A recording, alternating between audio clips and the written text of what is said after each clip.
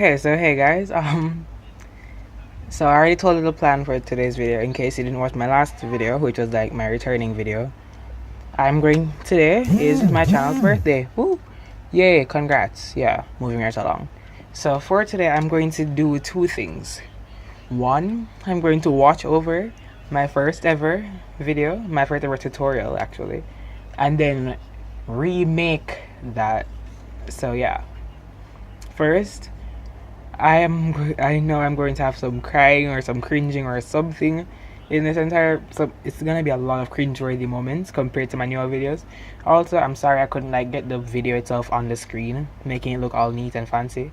But you see, because I don't have that video anymore because I had it on my tablet back when I used to video on my tablet, and that, you know, being that it had to get chopped in half, you know that it was not sufficient.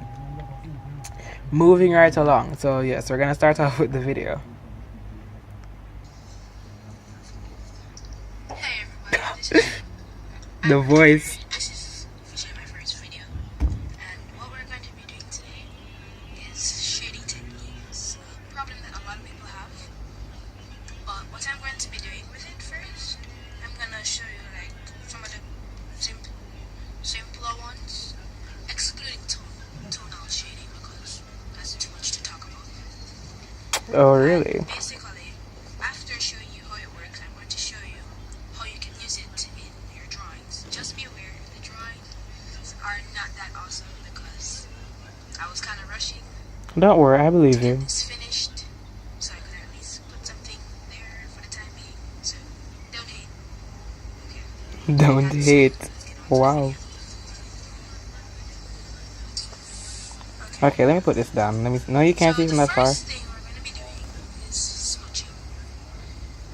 What I specifically like to use, Ooh, my a tile. specific thing apart from pencil and circle. What I like to do is use like tissue or cloth Tissue. Wow. because instead of using your fingers in that black area, then Can you even see it's easier that? just to use. Nope, it's really blurry. Let's get on with the video. Sorry, turn the camera. Anyways, so basically, I probably should have done tonal shading with this one. You don't work out there. Basically, what you do is you start kind of like tonal shading. Why didn't you just start with tonal shading then? Specifically, I'm showing you tonal shading with this. Basically, with tonal shading, what you do is just get darker and darker in the tones, basically.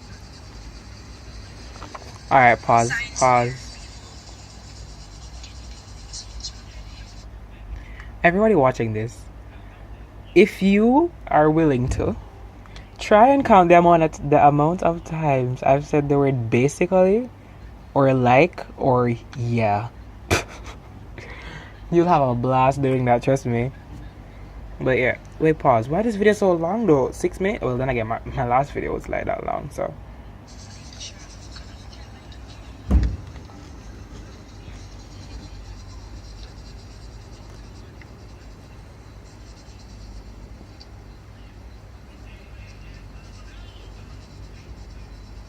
Okay, this is getting boring fast.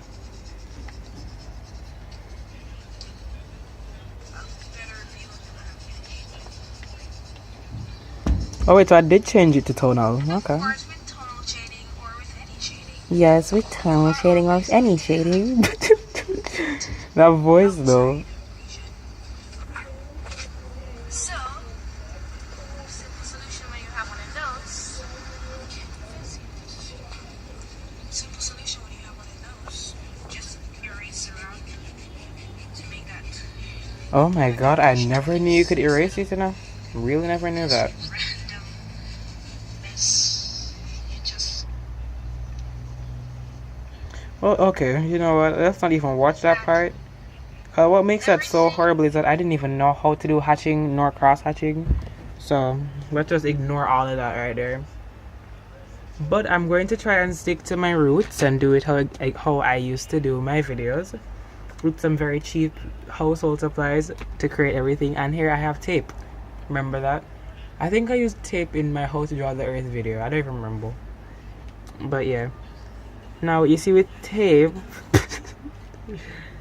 keeping to your roots, I see. Anyways, you see with tape, it's best to use the inside than the outside. Why? Because the inside has a more likely chance of being rounder than the outside. Outside has predominantly tape, and that tape is going to have that little end part that you probably fold over. Or if you never fold it over, then you know your tape can still be wrinkled or warped or whatever term you prefer to use. Moving right along, I'm trying to make this video not long, but it's gone bad already. It's gone bad. Okay, let's move right along before I start sounding even dumber. Hey guys, I'm so stuck on that, sorry. Alright, let's start with tonal shading. Yeah, because I actually know how to do tonal shading.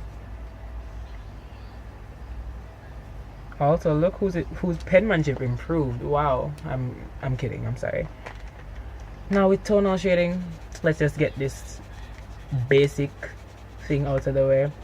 You are basically I'm just keeping to my roots right here. Anyways, what you do with tonal shading is that you keep to your I almost said keep to your roots. You're just changing the tones. Hence it being called tonal shading.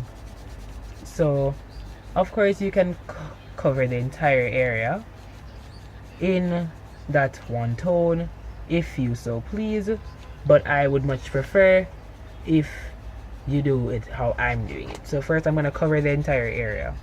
Why? So that way everything is on one tone or one level. Hence the tonal part is actually working out. Then I'm going to leave my area for my highlight, because I want my light source to see from over here. But I'm going to make it larger than it needs to be. Why? Because I'm going to actually make it blend into that. I don't want this extremely large highlight that blurts out of nowhere. So, yeah. Hold on. And I'm back.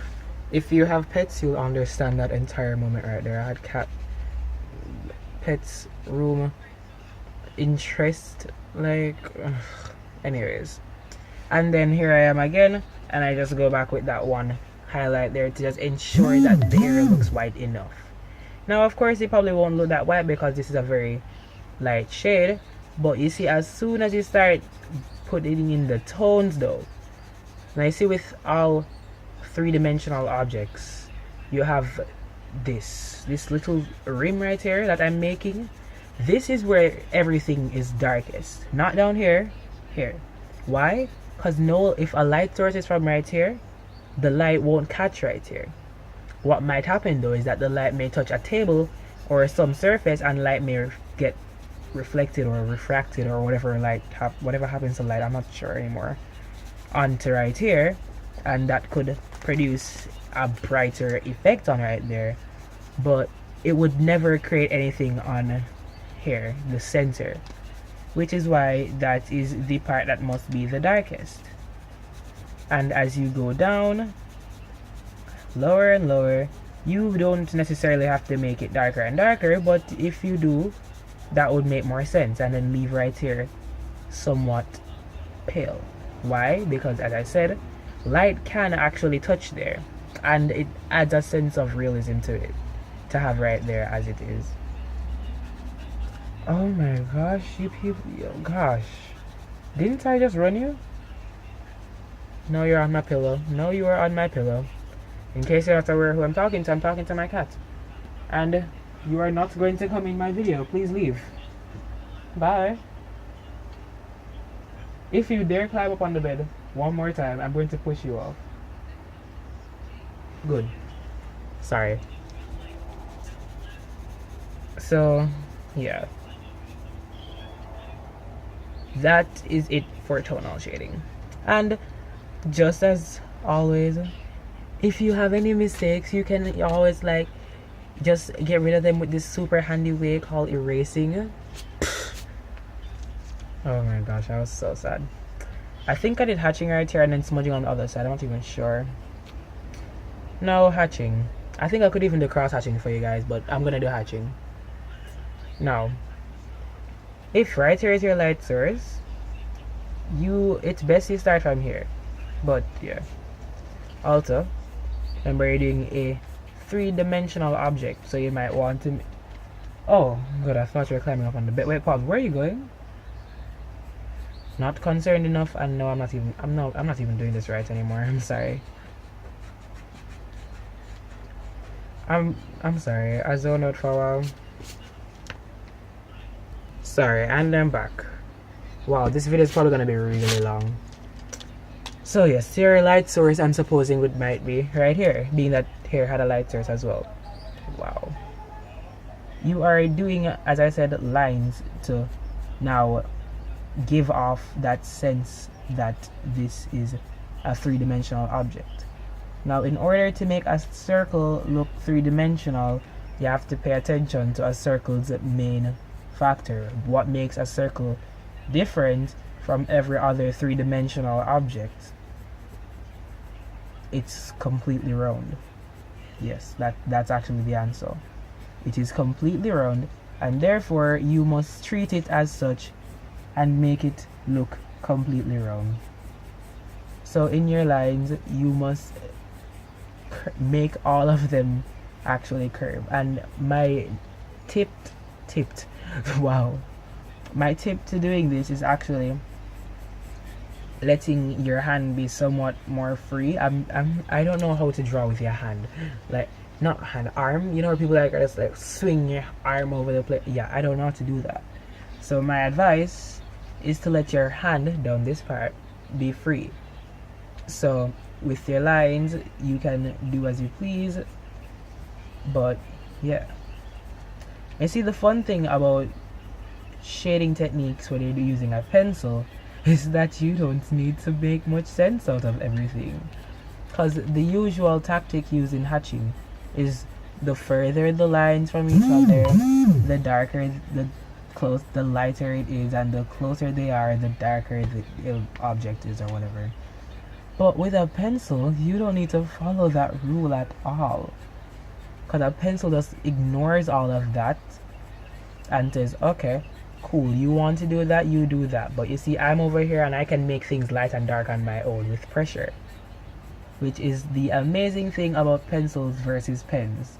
One day I'm gonna do a video on that though, comparing work with pencils versus work with pens, I guess, whatever. I'm not sure even what I'd call it though. I don't think I'd call it exactly what I just said a while ago, but I know I'd call it something. It had to be called. YouTube doesn't allow you to upload videos without a title on them, or it will just leave the date. So yeah. La la la la la la. That's a copyrighted song. Had to stop midway. Just remember. So yes. What other thing could I possibly mention right now that would save me some time and not make my video extremely boring for those who already fell asleep or skipped through? Alright. Firstly, I feel like I just did this wrong, completely wrong. But the thing with shading techniques is that as long as you get the idea, you should be fine. Also, the other thing that makes pencils so much better is that you don't actually need to follow through with the shading technique. It sounds weird, right? But look at this. I can cover this entire area right here, but as long as you can see the lines that I drew right here, I can give off the impression that this entire area was similarly done in that style, right? See, this is why I love art, because art is just different. It doesn't follow rules and guidelines really, and the few rules it does have are pretty important, but they don't last, because as long as you learn what they are and how they work, you can always go ahead and mash them up. Yes, mash them up. So yes, that is hatching. You could have also done that another way. Let me show you real quick. Wow, Could have actually done that with just straight lines.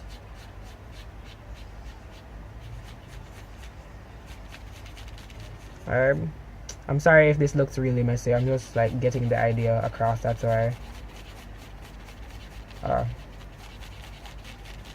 Of course, never hold your pencil like this if you're shading for hatching, because hatching deserves lines and you're not even really creating thin enough lines. But yeah, you could have actually done it like that, but it wouldn't have given you as much of a round feel as this technique here would. Also, next time when you are doing shading techniques or anything to do with shading, don't be like me and not have anything on your hand, especially if you're a left-hander. God be with you.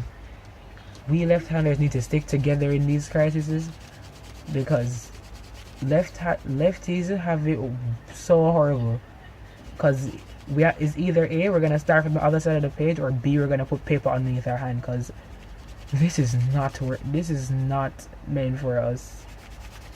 Because if I put my hand right there, you already see all the smudges that I made from just moving my hand around there for a few seconds. Now this is smudging. Alright, as you've seen, I've made a layer. I hope you can see. Let me move it even closer to your side. As you can see, I've made... Oh, by the way, never smudge with your finger unless you feel like you want to be a baddie. Yeah. As in like a bad person, not like a body part. You probably won't understand that reference, but whatever. Now you see, with this is that the key to it is to continuously be building onto your shades, or tones I should say. Similar to tonal, but you're actually not really keeping those tones, because as soon as you lay down a tone, you're then blending it out so it looks smoother. I know, right? Like, why even try? But that's just how it works. You're basically doing tonal shading, but then you're gonna smoothen it out so it has a better look than how tonal shading can produce. Because tonal shading doesn't really produce like the best look in any compartment to me, though on some occasions it can look really good. But smudging is altogether, Romero, English please. Smudging is altogether a better technique. But it's also very lazy, and a lot of artists I know, or people who consider themselves in the art community, a lot of people don't like smudging. Why? Because smudging's too easy. I understand, because you know, I just finished smudging shorter than I did for any other one, and all you're really doing is putting the... Firstly, if you want to say smudging's too easy, what do you say of tonal? Tonal, you're actually just laying it down. Smudging, you have to rub it after. But then a lot of people don't count tonal either as a shading technique. So yeah. But smudging, I'm still gonna call it a shading technique. Why? Because it deserves to be called one. Because it does add a layer of depth to a picture. Johnny depth to a picture. I'm sorry. It came to mind. So yes, that is all for now. I'm not gonna even sign this, but you know, just for the fun of it, I don't even remember my last signature. But I'm gonna watch over that video just to see if my last signature looked anything like this one. July is the 7th month. I'd like to, but yes. Okay. Wait, 7? January, February, March, April, May, June. Yeah, 7. Cool. Yeah, I'm not that dumb. Okay. So yes, that is all for now, guys. I hope you guys actually had some fun watching the first part and last part of this video. Sorry for it being this long, and I'm going to make one more video one last time, it's gonna be time-lapse, don't worry, or it might be a tutorial, I don't know yet. It's most likely time-lapse, but yeah, I still have to find some way to really celebrate the fact that my channel has gotten this big. Well, not big, sorry, has lived for this long, the many times I've considered to stop it, but that's for my next video, so let's move right along. But whatever, let me continue. How long is this video? As long as it's not 20 minutes. Okay, it's very close to that. That's all for now, guys. I'm really sorry it was this long, and yeah, later, guys. Stops at 20.